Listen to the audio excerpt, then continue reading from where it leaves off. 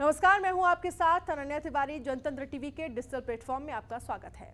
प्रधानमंत्री नरेंद्र मोदी ने भारत को आत्मनिर्भर बनाने का महत्वाकांक्षी लक्ष्य रखा है।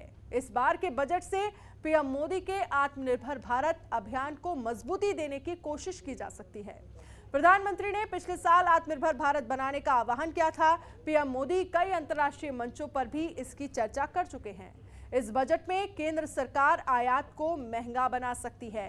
इसके अलावा सरकार कारोबारी सुगमता को बढ़ाने, निर्यात को प्रतिस्पर्धी बनाने, शिक्षा और कौशल विकास पर ज्यादा आवंटन, स्वास्थ्य बुनियादी ढांचे के विकास पर जोर देकर देश को आत्मनिर्भर बनाने की दिशा में आगे बढ़ सकती है।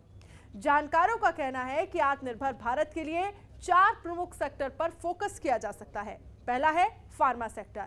दरअसल कोरोना संकट में जब चीन से दवा निर्माण के लिए जरूरी ईपीआई के आयात में दिक्कत आई थी, तभी यह जरूरत महसूस की गई कि देश को दवा निर्माण में आत्मनिर्भर बनना चाहिए।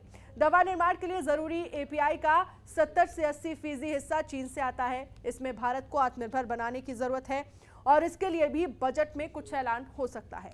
दूसरा सेक्टर है डिफेंस सेक्टर।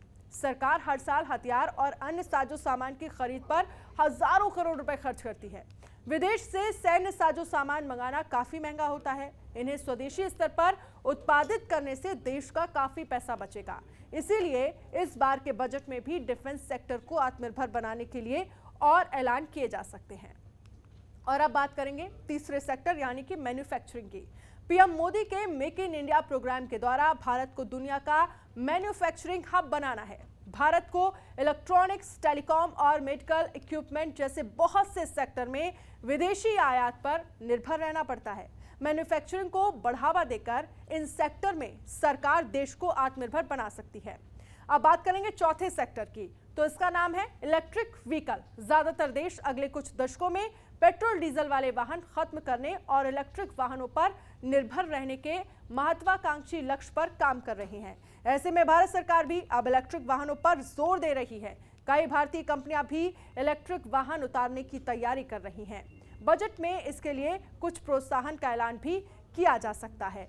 तो इस बार बजट में कई सारी चीजें खास रहने वाली हैं और ऐसी तमाम इंटरेस्टिंग खबरों के लिए आप जनतंत्र टीवी के डिजिटल प्लेटफॉर्म से जुड़े रहिए। नमस्कार।